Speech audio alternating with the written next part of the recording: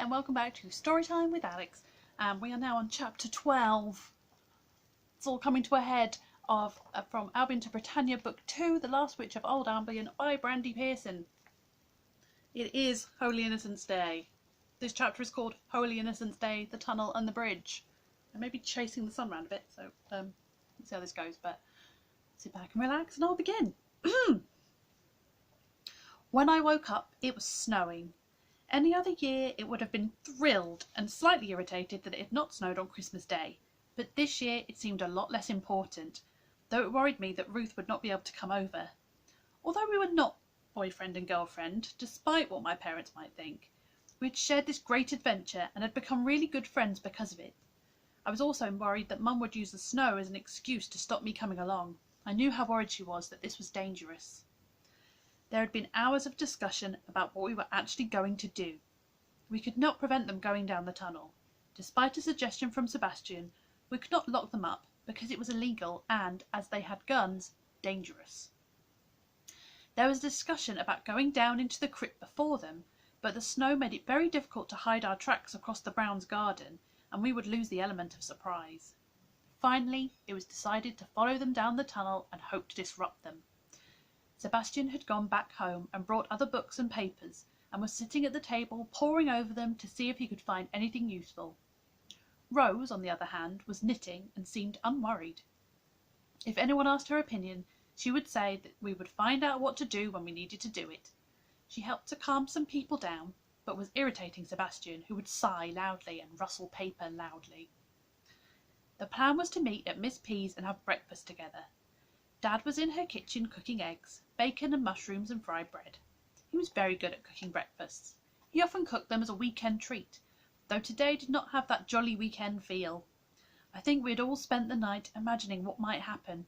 If we failed, what would it be like for reality to break in two? If we succeeded, well, how was that going to happen? Yes, we had the element of surprise.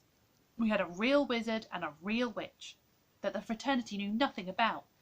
But how could their magic prevent them crossing the bridge? I'd asked Sebastian if his magic could stop bullets.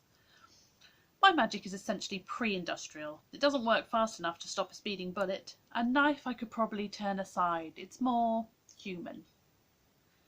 Sebastian and Father Joe arrived together. Sebastian had stayed the night in Father Joe's flat. Not long after, the doorbell rang. I answered the door. Ruth was there with her mother, which worried me. "Hello, Miles," said Ruth's mum. "I brought Ruth round in the car. I hope you don't mind me popping in. She so wants to be here. I just want to make sure she's not in the way. She tells me you're hoping to rescue some missing cats. Is that right?" For a second, I froze. Then Dad came from the kitchen. They had met before at Miss P's over the years. "It's good to see you again, Eleanor. Merry Christmas," he said merrily, coming and shaking her hand. "As you can see, there's a group of us here, all concerned about the cats. We have an idea where the cats might be, but Miles and Ruth won't be going anywhere on their own. Don't worry about Ruth, we'll look after her." He smiled sunnily. I was impressed. Ruth's mum looked relieved. I realised then that she had come in because she was worried. Perhaps she thought it was some Scooby-Doo thing just between Ruth and me. Dad had said the right thing. "Well, if you're sure she won't be any trouble. To be honest, I have a whole heap of work. I'm preparing for a conference in January. These people don't give into account spending Christmas with my only child. Thank you for giving her a good time. I'll let you get on, and I'll see you later, dear." She kissed Ruth on the cheek. Ruth looked embarrassed. I grinned at her. Ruth's mum gave us a cheery wave and left. Ruth sighed with relief. I had to tell her something. She couldn't understand why I wanted to get over here so early, especially in the snow. "You didn't tell her anything that wasn't true, my dear," said Miss P. "We all went to get the cats back safely. You didn't need to tell her about protecting the fabric of reality. That would just have worried her unnecessarily." The doorbell rang again. This time it was Rose. "Was that your mother, Ruth?" she asked as she came in. "She has the family green eyes. I'm so glad you're both here," she said, giving us each a hug. "You're important to all this. I know you are." Then more quietly, "I hope you're wearing the little presents I gave you." We both showed her the little bags embroidered with the green man. She smiled at us.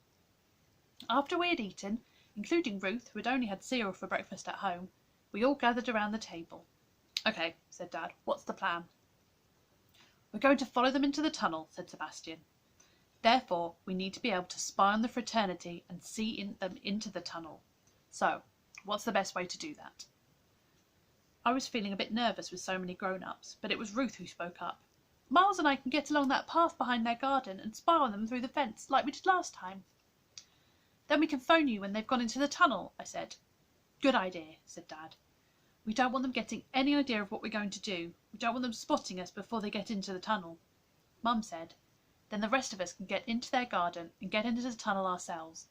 You two could come back and keep Miss P company. No, we want to come too, I said, realising that I was sounding like a kid.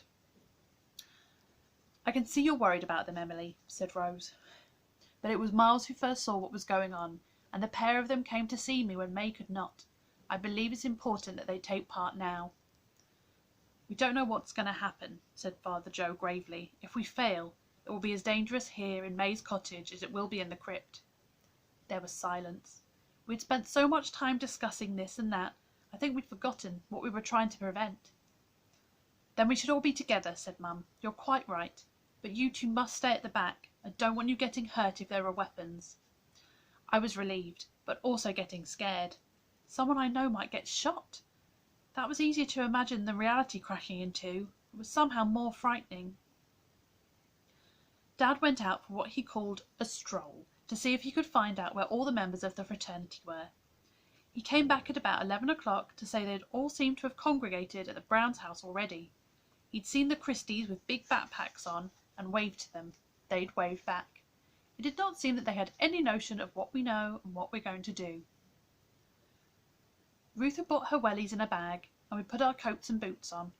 Mum and Miss P fussed a bit, making sure we were going to be warm enough.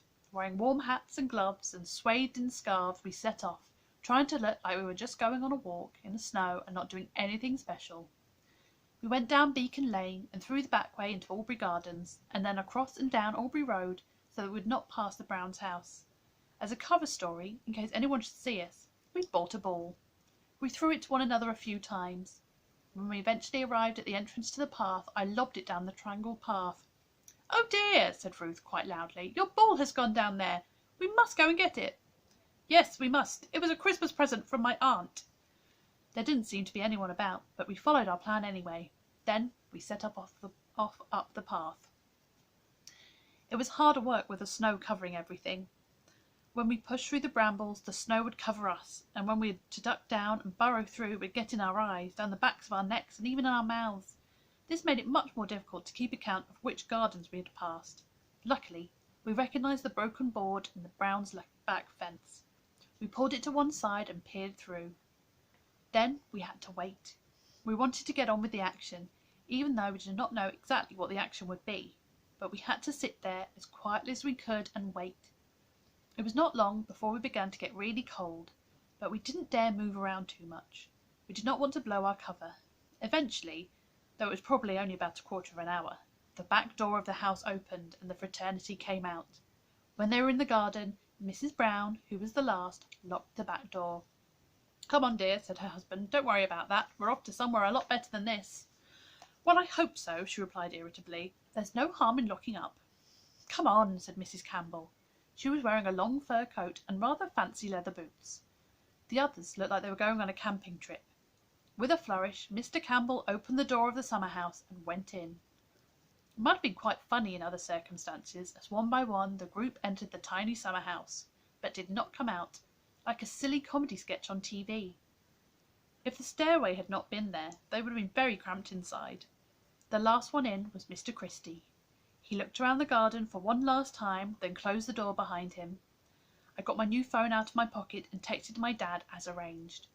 It was quite difficult, as my fingers were really cold and I was beginning to get really nervous. Seeing them all made the whole thing a great deal more real. When I finally sent the message, Ruth and I stood up and tried to find ways of getting warm that were reasonably quiet. A few minutes later, there was a whistle from the garden. We crouched down again. Sebastian appeared around the side of the house, followed by Dad and Father Joe. I waved through the hole in the fence.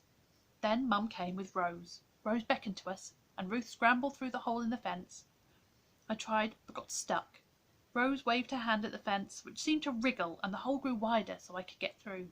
I felt a tiny prickle in my skin because of her magic. We all stood in front of the summer house. Sebastian put his finger to his lips to tell us to be quiet, and turned the handle of the door. Nothing happened. It had been locked or bolted from the inside. He drew a short stick from an inner pocket of his duffel coat. I was thrilled to realise that it was an actual wand, though it looked more like a pencil. He pointed it at the door and made the smallest circular motion with the tip. There was a click. This time, when he turned the handle, the door opened. He crept inside, and one by one everyone followed. Mum looked at me, willing me to be safe. Rose patted her reassuringly on the shoulder. Ruth and I followed Mum, and Rose came behind us. As I followed Mum down the dark stairway, I felt the prickle of magic again. Not the faint tickle of Rose's magic, but something else, something harder, older and darker. The tunnel was pitch black. I stopped myself from tripping over Mum by putting my hand on her back and took hold of the belt of her coat. I felt Ruth take hold of the scarf which I had thrown over my shoulder and hung down my back. Far ahead we could hear conversation, but could not make out the words because of the echo down the tunnel. I reached my other arm out and felt the cold, wet, rough stones of the tunnel wall. I did not think I was afraid of the dark, but I'd never been anywhere as dark as this, and the prickle of the magic made me want to panic and run back to the light. I held onto Mum's belt and felt Ruth behind me, holding on tight to my scarf. We crept forward. Something cold seemed to be crawling down my neck. Before giving into sheer terror, I realised that cold water was dripping from the invisible ceiling above us and had dribbled down my neck. I was beginning to wish Mum had succeeded in making us go back to Miss P's warm, bright cottage. More noises came from up ahead, the unmistakable creaking of a door, more conversation echoing down the corridor, a gleam of light, cats meowing, creaking again, then the darkness and silence. After a short time, that also seemed to go on forever, Sebastian whispered, "They're no longer in the tunnel, and they've closed the door at the other end. Time for a little light." A ball of pale blue light appeared and hovered near the roof of the tunnel. I could see the silhouettes before me of Sebastian, Father Joe and Dad. I turned around and could just see Ruth's face, pale blue and ghostly. She looked as scared as I felt. Rose behind her looked calm. "That's better," she whispered, "but could we have a better colour? How about pink?" Sebastian sighed and waved a hand, and the blue light turned to a reassuring pink. Now at least no one looked dead. Ruth was tightly grasping the little bag that Rose had given her. Now that I could see where I was going, I did the same. It was very reassuring. The tunnel stretched away in front of us into darkness. It was lined with mossy damp stones with an arched ceiling. It looked quite solid, but it also looked very old.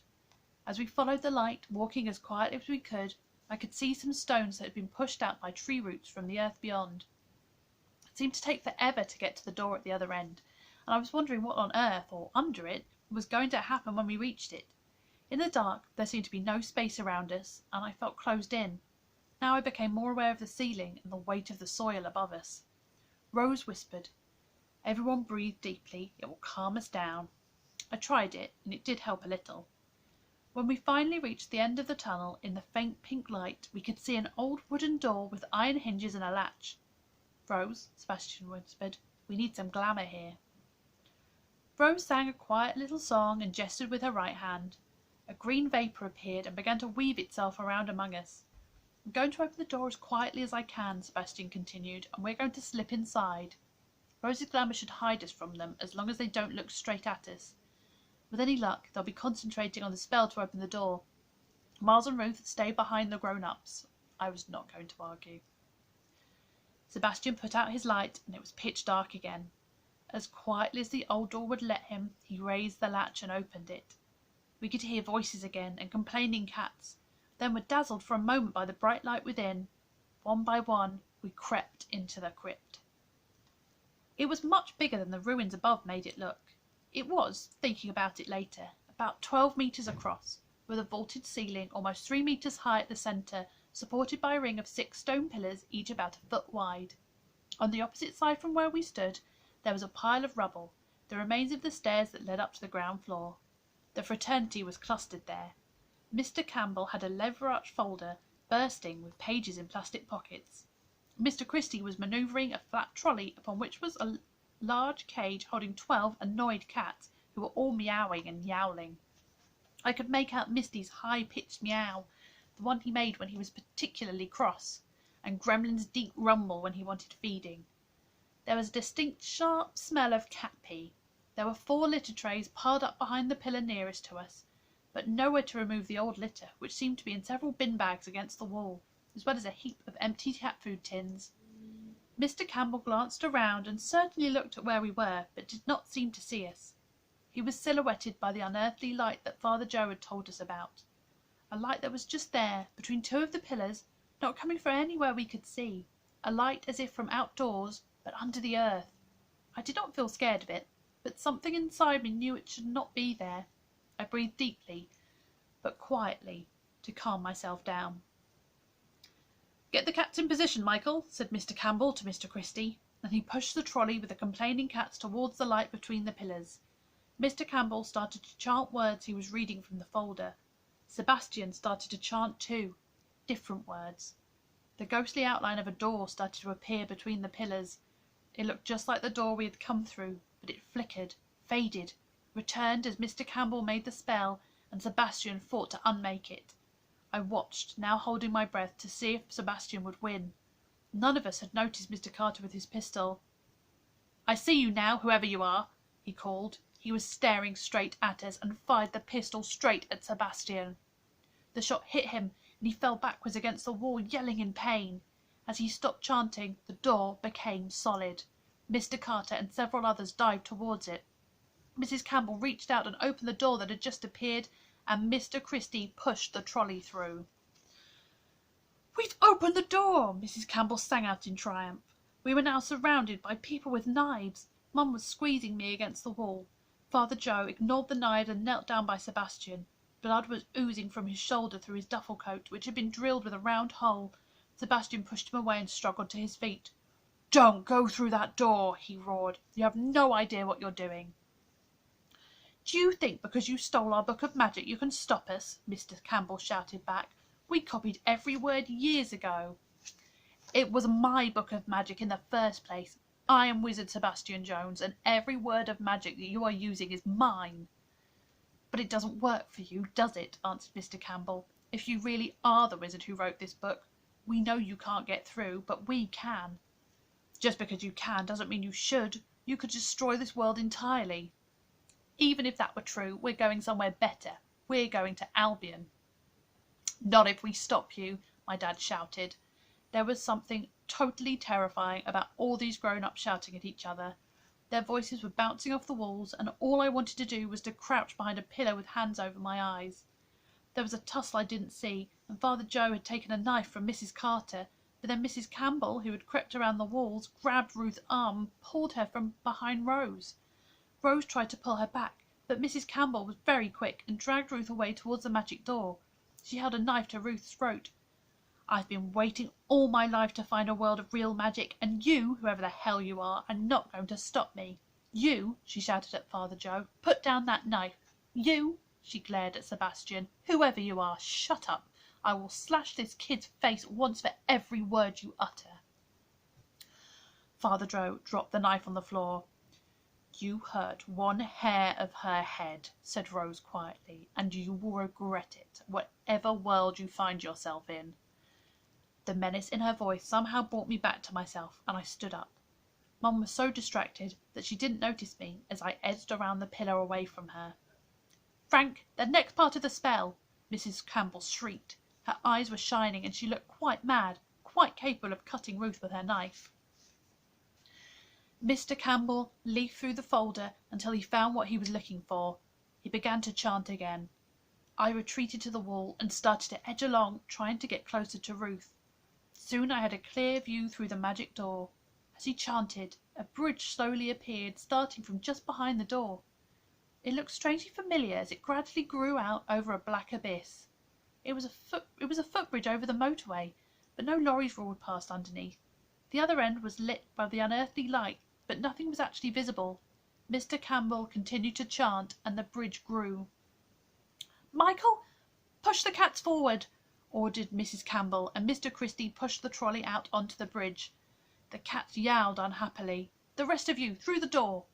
The fraternity backed away from us, and one by one went through the door, following Mr. Christie and the cats out onto the bridge. Finally, Mrs. Campbell dragged Ruth through the door.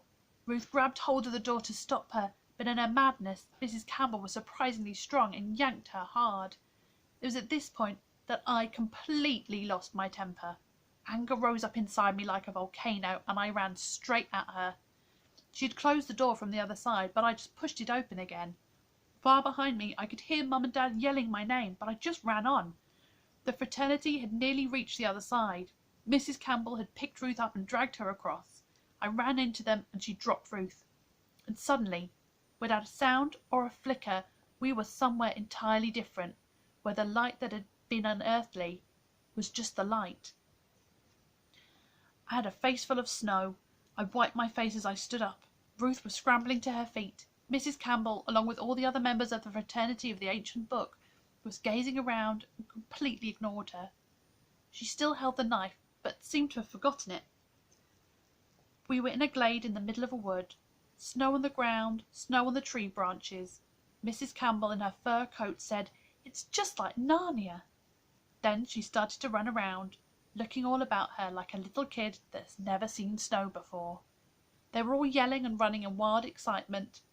I almost expected them to lie on the ground and make snow angels.